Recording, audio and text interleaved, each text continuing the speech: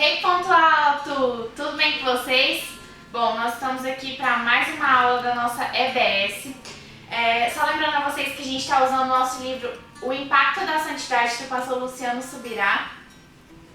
E hoje nós vamos falar sobre santificação inicial. Mas antes da gente começar o vídeo, eu quero te pedir para fazer duas coisas. Eu acho que você já sabe o que eu vou pedir. Eu quero te pedir para você parar e curtir esse vídeo agora. Agora, tô esperando. Curtiu? Então é isso aí. E outra coisa, eu quero te pedir para que, se você não estiver inscrito, se inscreva no nosso canal. Gente, é muito importante para ajudar a gente. Por favor, nos ajude. Pronto? Já se inscreveu? Já curtiu? Então vamos para o nosso vídeo. A santificação inicial acontece quando o homem encontra a Cristo e aceita Jesus no seu coração. E hoje nós vamos falar sobre 3 tópicos.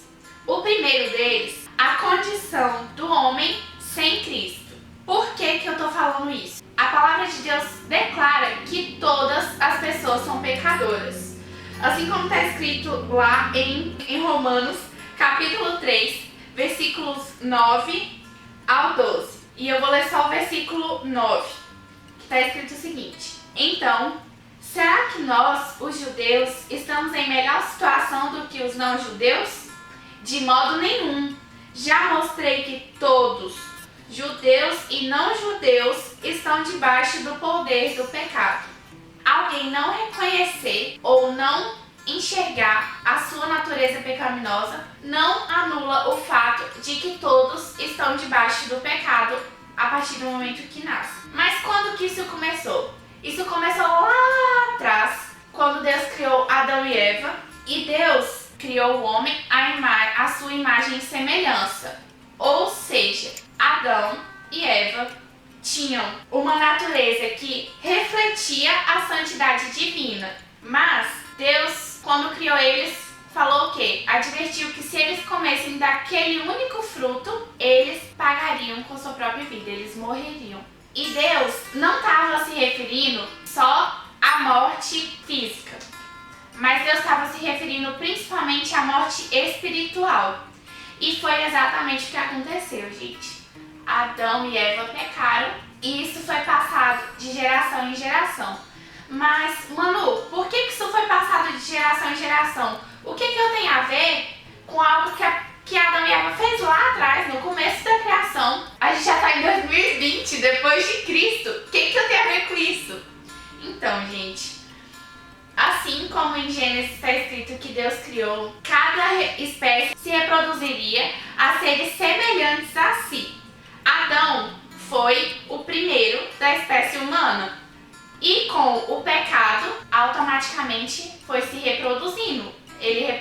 A espécie humana reproduziu o pecado a partir de então. E é por isso que nós nascemos debaixo do pecado, mesmo sem a gente ter feito essa escolha antes. E foi por isso que Cristo veio, não só para perdoar os nossos pecados, mas para ser a cabeça da raça e reproduzir seres semelhantes a si mesmo. Cristo é chamado de segundo e último Adão. Você pode conferir isso lá em 1 Coríntios 15, dos versículos 45 ao 49. Então, gente, a redenção é mais do que perdoar os nossos pecados já cometidos.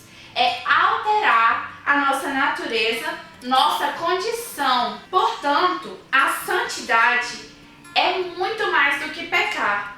É reproduzir a natureza de Deus. Assim como a gente reproduz a natureza do primeiro Adão, que foi Adão, quando a gente nasce de novo, nós reproduzimos a natureza do último Adão, que foi Jesus. E isso, gente, não significa que tudo vai mudar de uma hora para outra. Os nossos comportamentos não é como se fosse uma mágica, que a gente nasceu de novo, pronto, tudo restaurado, eu sou uma nova pessoa. Não é assim. Isso faz parte de um processo. Na redenção, nós deixamos a condição anterior para uma nova. Mudamos de posição espiritual, de mortos a vivos, de pecadores a santos, de inimigos a amigos. Jesus foi a ponte. É como se estivesse aqui. Nós estamos aqui, certo? E Deus está aqui. Entre nós, essa distância aqui, existia um grande abismo. A gente não conseguia chegar até Deus pelas nossas próprias forças, pelos nossos próprios caminhos.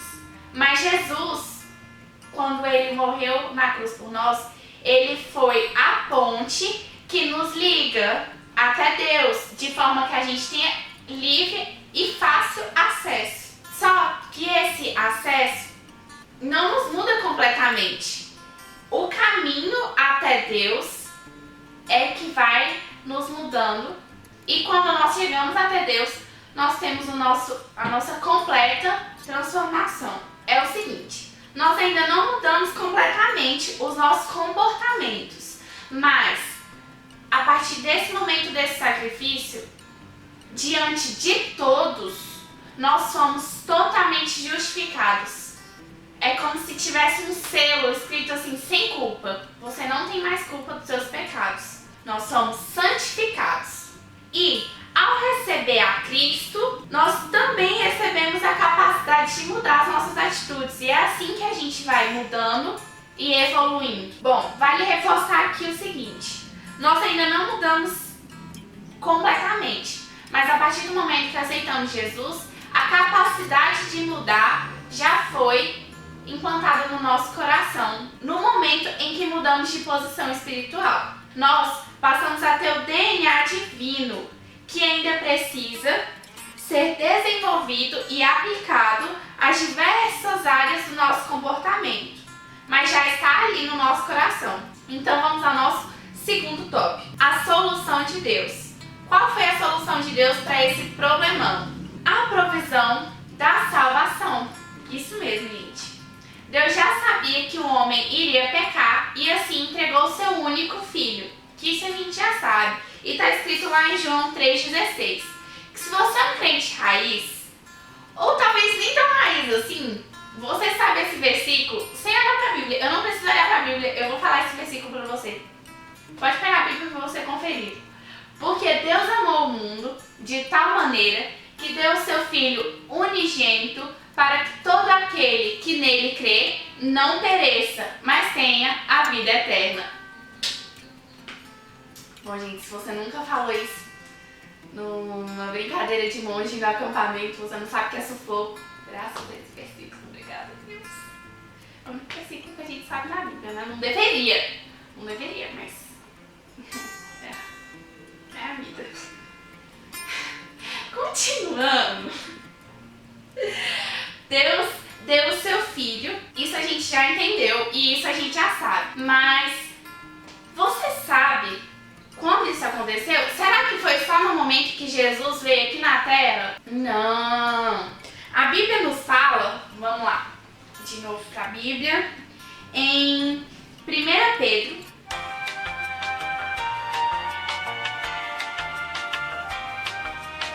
Duas horas depois,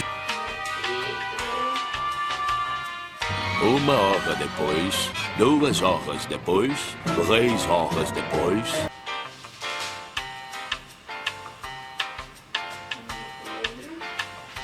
Em 1 Pedro 1, dos versículos 18 ao 20.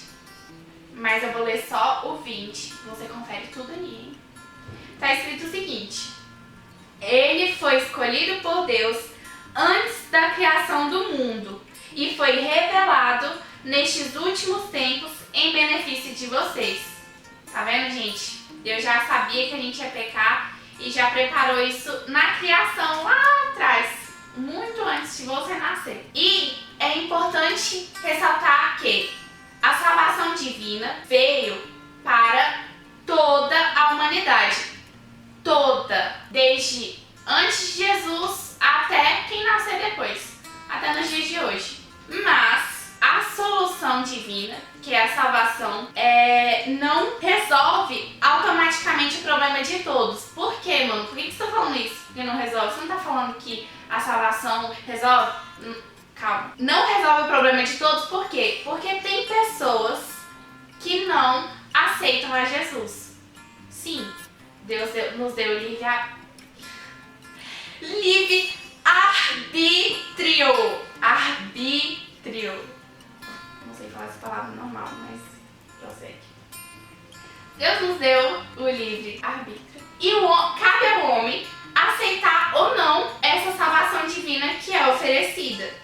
E a Bíblia, gente, a Bíblia nos mostra que houve pessoas que aceitaram a Jesus naquele tempo, vendo Jesus pessoalmente, carne e osso, e tiveram pessoas que não o aceitaram. Está escrito em João, capítulo 1, versículos 11 ao 13. Assim como nos dias de hoje, gente, tem pessoas que falam, não, eu não quero isso pra minha vida, tô bem aqui, e pessoas que se rendem aos pés de Jesus. Mas tá, a gente já entendeu a condição do homem sem Cristo, a solução de Deus para isso, mas como que eu faço para ter essa salvação e fazer parte dessa santificação inicial? Em Efésios, capítulo 2, versículos 8 e 9, está escrito o seguinte: pois pela graça de Deus, vocês são salvos por meio da fé.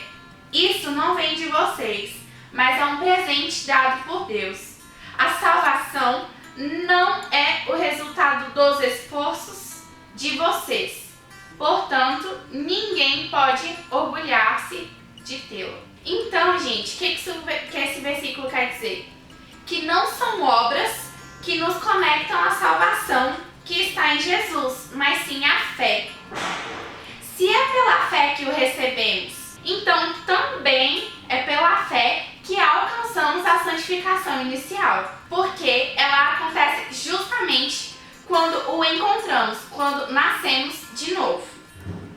Então tá, após a gente perceber que a santificação inicial acontece através da fé, nós vamos destacar aqui 3 processos que levam a esse resultado, e nós vamos falar não somente nessa aula, mas nas próximas também, que são os 3 agentes santificadores que a Bíblia nos mostra: a ação do Espírito Santo, a palavra de Deus e o sangue de Cristo. Cada um deles tem o seu papel, mas os 3 juntos se complementam. Como assim? Você não está entendendo? Vai ficar mais claro agora. Vamos lá. A santificação do Espírito. A ação do Espírito Santo na santificação inicial se dá mediante o lavar do Espírito que nos torna limpos. Está escrito lá em Tito, do capítulo 3, versículos 4 e 5. Segundo as afirmações bíblicas, é justo afirmar que o Espírito de Deus é santo e também santificador. É Ele quem nos proporciona a experiência inicial de santificação. Ele faz acontecer. E a ação do Espírito Santo acontece mediante o lavar do Espírito que nos limpa. E isso está escrito lá em Tito 3, do versículos 4 e 5. Segundo as afirmações bíblicas, o Espírito Santo é santo e também santificador, porque é Ele quem nos proporciona a experiência da santificação inicial. Ele que faz acontecer, mas sua ação também está presente nos outros níveis, não é exclusivo desse nível. Porém, o Espírito Santo é decisivo nessa fase, porque é Ele que leva a pessoa a se arrepender e conhecer a Jesus. Assim como a ação do Espírito Santo, a palavra de Deus também tem lugar na santificação inicial. Há uma ação combinada entre o Espírito Santo e a palavra de Deus.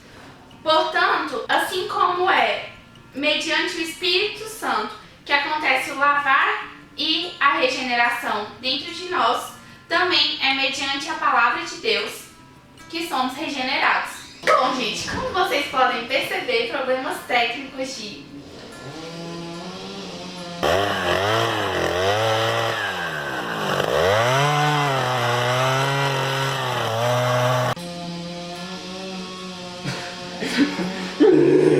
continuando o raciocínio, vocês ignorem o barulho.